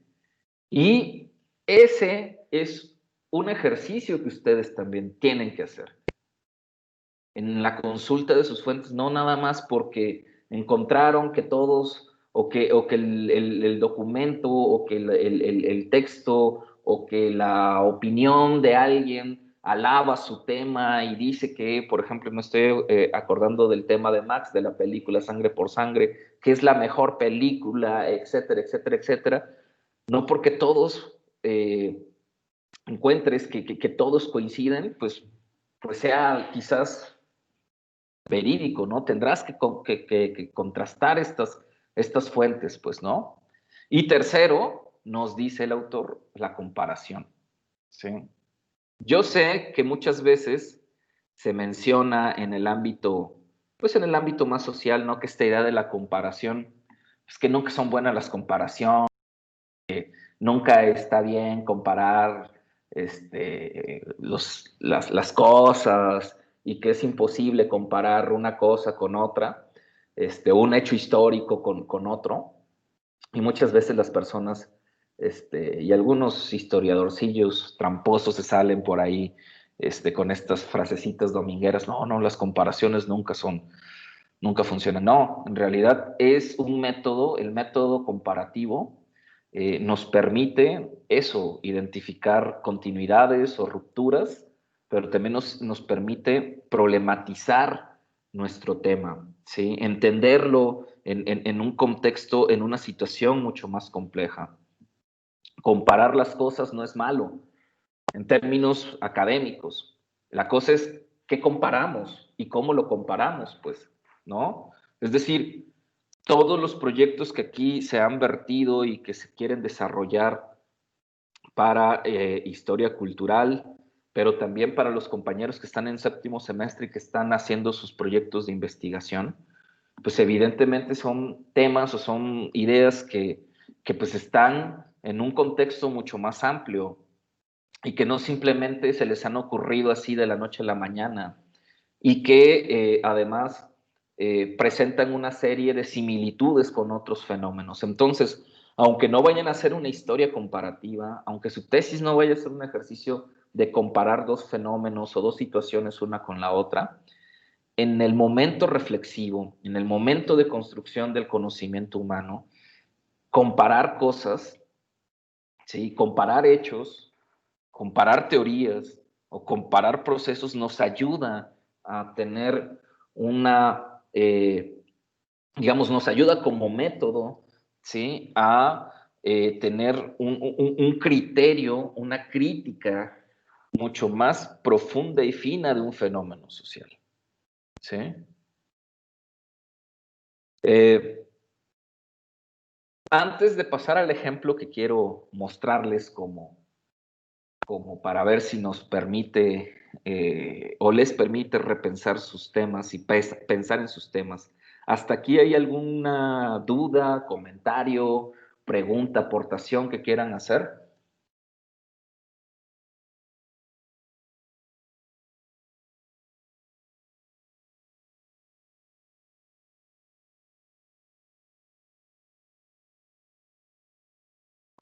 ¿Ninguno? Ok. Bien. ¿Alguien conoce este par de personajes que están en pantalla?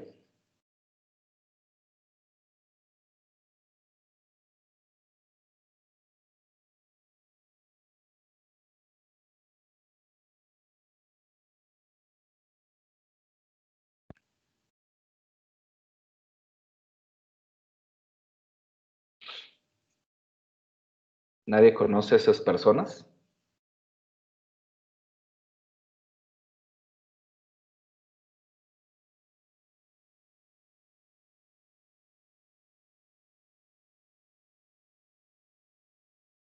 no tienen el gusto de conocerlos.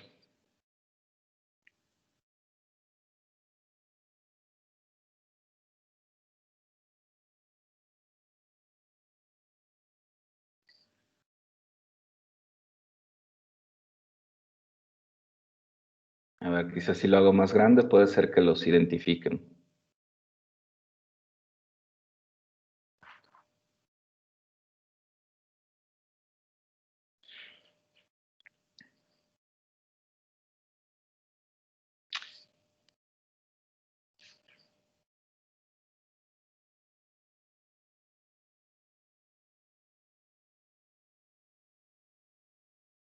¿Ven al señor de saco oscuro con camisa roja? Sí.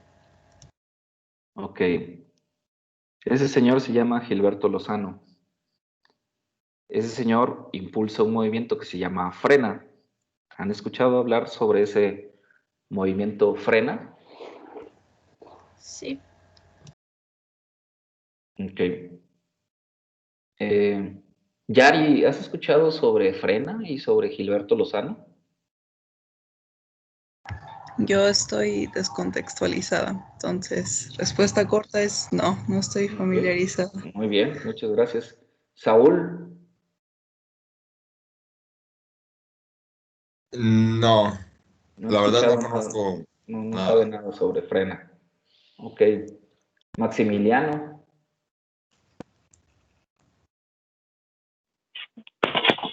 No, tampoco conozco a los No dos. sabe nada. Estoy muy, Ajá. estoy muy, Ajá. no, no los conozco en pocas palabras. Ok. Sergio. Ni idea. Estefanía. Digo, Stephanie. Adelante, Luis Fernando. Son los compas que se pusieron en casitas de campaña. No sé, no sé exactamente por qué, solo sé que traen pleito con AMLO. Ajá. Y no lo quieren y se hizo este Ajá. desmadre para como que se salga y así. Ajá, muy bien, muchas gracias. Este señor que ven aquí, de saco azul gris con corbata rayada, se llama Pedro Ferriz de Com. ¿Alguna vez lo habían escuchado nombrar ese nombre, Pedro Ferriz? ¿No? Ese no. Ok, Pedro Ferriz es vamos a ponerle entre comillas, un reportero, comunicador, periodista, entre comillas, ¿no? Es hijo también de otro, también lo vamos a entrecomillar, periodista, ¿no? Pero quizás a lo mejor, pues no solamente sea que ustedes estén muy jóvenes, aunque pues no, ya no están tan jóvenes, ¿no? Sino quizás a lo mejor sea porque tenga mayor presencia en la radio, aunque también ha aparecido en televisión, ¿no? Tiene, me parece que un programa por ahí, no recuerdo ahorita la televisora, ¿no? Pero él ha tenido mucha presencia, sobre todo en radio, ha escrito algunas cosas. Pero bueno, Pedro Ferriz representa toda una corriente, llamémosle así, de medios de comunicación, que impulsa y que básicamente es una especie como de, no solamente de impulsor, sino básicamente es un reproductor, ¿no? Sin generar ningún tipo de crítica ni análisis del movimiento que representa el señor Gilberto Lozano, que a grandes rasgos Gilberto Lozano es un político, es un disque empresario, es un político que tiene una serie de ideas bastante, para algunos podrán ser descabelladas, para algunos podrán ser bastante radicales, pero sobre todo es una persona que apela a una serie de discursos que bien son o los podemos analizar a la luz de lo que Mark Bloch nos está diciendo, ¿sí? Transquiversa información, miente deliberadamente, ¿no? Utiliza información falsa o sobre todo en esta época de de muchas noticias falsas en Internet, utiliza información falsa o modifica la información a su conveniencia, a su interés. Pero finalmente él no es un comunicador, pues, ¿no? Él no es un periodista, él es un político, es un líder, ¿no? Que, pues, como en toda democracia, pues, puede externar, pues, las opiniones a favor o en contra de un sistema político, de un gobernante, etcétera. Pero la estrategia de este hombre es apelar a una serie de, digamos, de motivaciones que basadas en esa, en esta transgiversación de las cosas, genera que mucha gente sea empática o afín a estos discursos o estas prácticas, ¿no? Yo quiero que le presten atención y en los siguientes días sí que identifiquen, que busquen quién es Gilberto Lozano. Eso se los voy a pedir de tarea extra. Entonces les voy a seguir preguntando y que busquen y que analicen cómo este personaje sonriente de aquí presenta sus noticias, ¿sí? Presenta sus evidencias. Ahora, vamos a ver una siguiente imagen. ¿Alguien sabe quién es este señor que está aquí de traje oscuro?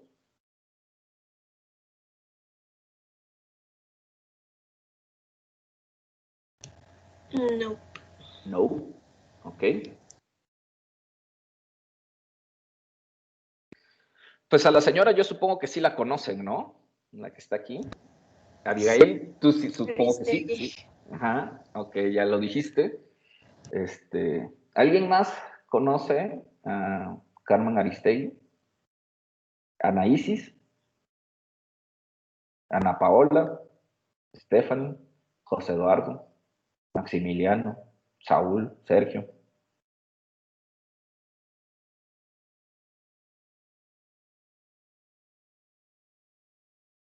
¿Yari?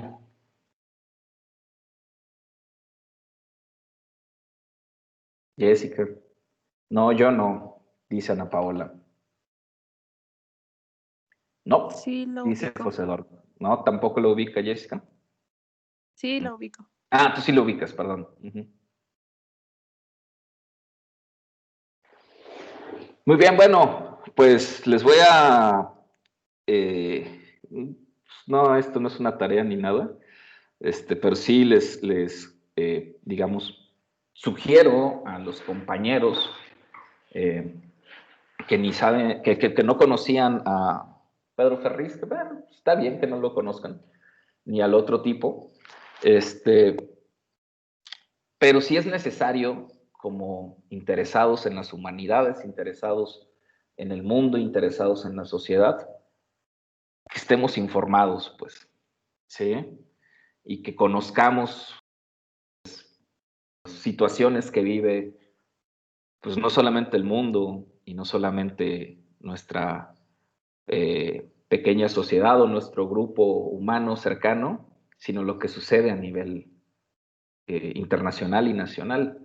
Yo hace rato les decía, bueno, ¿qué es lo realmente importante, no? Pues claro, todos tenemos cosas realmente importantes que nos mueven, ¿no?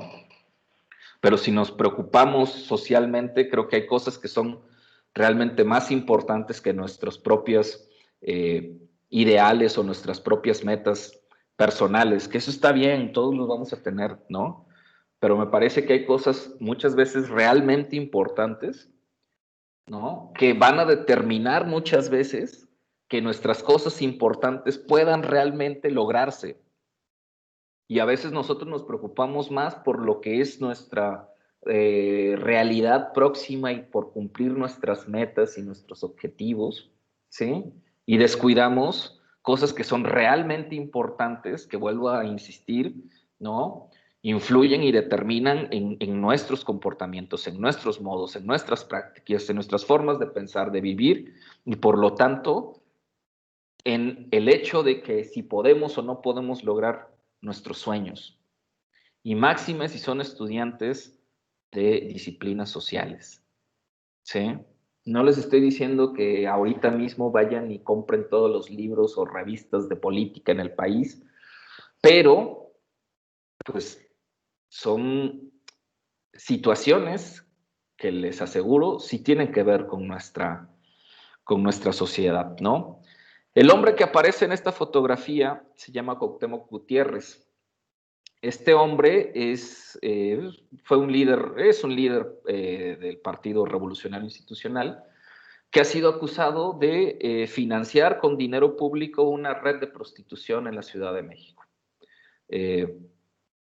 Este hombre, al cual se le entregaron, o más bien Carmen Aristegui con un grupo de periodistas, pues hicieron una investigación bastante larga, bastante extensa, en la que encontraron y lograron tener muchas evidencias, ¿no? Desde grabaciones de voz, fotografías, documentos, testimonios, etcétera. Se lleva todo el caso, se hace todo el caso, se detiene a este hombre y se abre el juicio.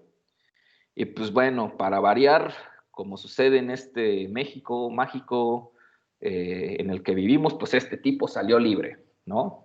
Con todas las evidencias, con todas las pruebas, ¿no? Y aún así salió libre. ¿Estamos?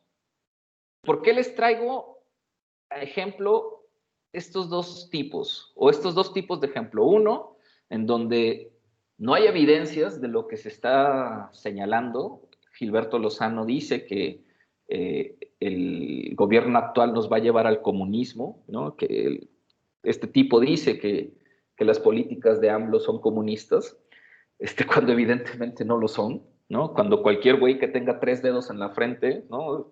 Cualquier intelectual que tenga 3 dedos en la frente, cualquier economista que tenga 3 dedos en la frente, sabe perfectamente bien que las políticas de AMLO podrán ser, sí, populistas, pero de comunismo no tienen absolutamente nada. Es más pinche neoliberal que ni el... Bueno, ¿no? AMLO es un político, sí, un poco de izquierda, más centralista, efectivamente sí es un populista, la verdad sí, AMLO es un populista, pero tiene una afinidad por políticas neoliberales, pero increíbles. Si ustedes investigan un poco, AMLO es muy cercano a los empresarios más importantes de nuestro país, ¿no? Entre ellos, Carlos Slim, los Salinas Pliego, etcétera, ¿no? Otra cosa que menciona este tipo es que AMLO es casi encarnación del diablo, que es diabólico, no sé qué onda, no, es ateísmo, que las políticas estas son de ateos, no sé qué, cuando si uno revisa el discurso de AMLO es profundamente religioso, pues, ¿sí? De hecho de repente hasta raya en lo anticonstitucional, pues, ¿no? Cita pasajes bíblicos, cita cuestiones religiosas, ¿no? Entonces, no es precisamente AMLO un enemigo de la religiosidad. Ciertamente, con ciertos grupos religiosos ultraconservadores, no congenian ciertas ideas. Y sin embargo, este tipo, que se dice ser periodista, presenta esta información, presenta estas notas, le da la voz a este individuo sin siquiera cuestionarlo, preguntarse, contrastar, simplemente utilizan toda esta información como una arma, como una estrategia, ¿sí? ¿Se acuerdan cuando les decía que la historia, que las humanidades es un arma, pues, ¿no? Es un arma ideológica, pero funciona y a mucha gente le hace sentido, pues, ¿no? Y, por otro lado, un trabajo de periodismo, un trabajo bien documentado, un trabajo bien estructurado, con evidencias, etcétera, y que gracias al sistema de justicia en el que vivimos, sí, es rechazado. ¿Por qué creen que les pongo estos ejemplos?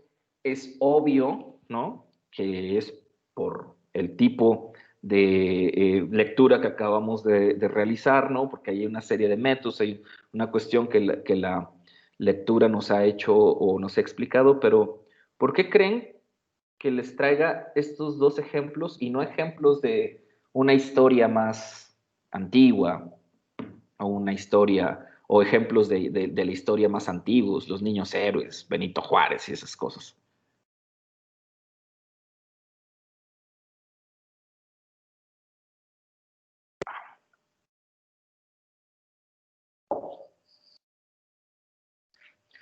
¿Por qué estos ejemplos, compañeros?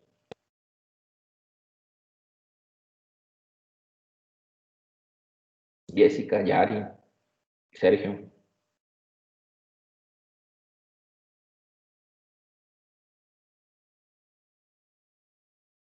Ana Isis, Abigail.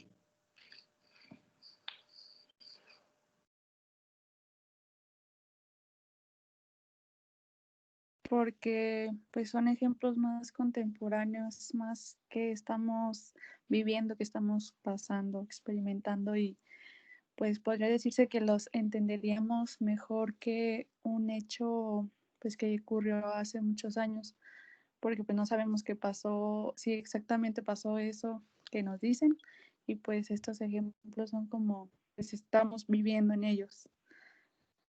Ok, sí y no, Jessica. ¿Por qué no? Ahorita te explico, nada más deja leer lo que dice por el tipo de información que comparten. Ok. Sí, muchas gracias. Sí, concuerdo con todo lo que nos dices, ¿no? Son ejemplos actuales, contemporáneos, que a lo mejor ustedes puedan entender de mejor manera que ejemplos muy pasados, ¿no? O como la lectura nos pone ejemplos tan antiguos que a veces uno no conoce, ¿no? Sino porque precisamente por lo mismo, porque ni con ejemplos contemporáneeos ustedes los conocen. Y además de que ni siquiera con ejemplos contemporáneos, y ahí es a lo que voy, por eso el por qué ejemplificar, porque cuando uno entiende a través de los ejemplos o observa temas a través, o estos ejemplos, uno podrá entender que sí, pues uno tiene sus metas, sus ideales, yo quiero ser feliz, yo quiero el amor, yo quiero triunfar en la vida, etc. Sí, todo eso está bien, güey, pero vivimos en un mundo en donde suceden más cosas, en donde suceden problemas sociales como estos, en donde tipos como este influyen en la forma de pensar de las demás personas, en donde tipejos como este influyen mediáticamente en la forma de pensar, en la forma de opinar de las personas, en donde tipos como pertenecen a sistemas económicos políticos que corrompen y que han corrompido a la sociedad, y en donde, a pesar de todo, hay gente que se dedica a hacer investigación, etcétera, etcétera, y aún así la gran población no los conoce, ni sabe quiénes son, ¿sí? Y de hecho por ahí, hace rato Sergio mencionaba, ¿no?, que le parecía que la forma en la que el autor, de repente planteaba las cosas, su investigación, pues podría haber sido susceptible de haber sido escrita de una forma diferente, más entretenida, más llamativa, etcétera. Y el mismo Mark Bloch, él mismo lo cuestiona, él mismo lo señala, ¿no? Él mismo en una parte, me parece que es casi ya al final, empieza a hacer esa crítica, ¿no? En esta forma en cómo se comunica ciertos problemas, ciertos asuntos, ciertos conflictos humanos, que parece ser que a la gente no le importan, ¿no? Y que pues están siendo tan importantes que determinan o que influyen, ¿no? En lo que será su vida, pues, ¿no? Probablemente lo de Cuauhtémoc Gutiérrez no determine tanto nuestra existencia, pero les aseguro una cosa, estos movimientos ideológicos que se están impulsando por una derecha ultraconservadora, les aseguro que en los próximos años, por supuesto que van a influir. Es más, siempre han influido, y mucho de lo que pensamos, hacemos, nuestras prácticas y nuestras costumbres están ancladas en ese tipo de expresiones que muchas veces contienen pues una serie de ideas bastante torcidas, ¿no? Bastante, pues vamos a decirlo en términos contemporáneos, bastante tóxicas de nuestra humanidad. Y por eso, sí, por eso les traje estos ejemplos, porque así, sí, porque eso es lo que estamos viviendo nosotros, porque esos son nuestros ejemplos. Aunque nosotros tengamos nuestros temas de interés, aunque nosotros tengamos nuestros proyectos de investigación, no nos podemos zafar ni ser ajenos de la realidad social que estamos viviendo, ¿sí? Y con eso tienen ustedes que investigar. Y a pesar de eso y con eso tienen que investigar. Y por eso mañana, para ir cerrando esta clase, el ejercicio de la carta que van a hacer, piensen bien a quién le quieren escribir esa carta, ¿sí? Claro, lo ideal es que sea una persona que no sea de su población, de su localidad. Tienen que pensar bien a quién le quieren escribir esa carta. Y si no quieren compartirle o contarle un recuerdo, cuéntenle, nárrenle en esa carta cómo se sienten, qué están viviendo, qué está pasando en su mundo, qué es lo que les interesa de este mundo, qué los hace estar realmente aquí, que es lo que les pregunté hace rato, ¿no? ¿Qué los hace realmente estar en una clase, en una universidad, en una situación como esta? ¿Sí? Pregúntenselo y traten de responderlo en esa carta. ¿Hay alguna duda? No.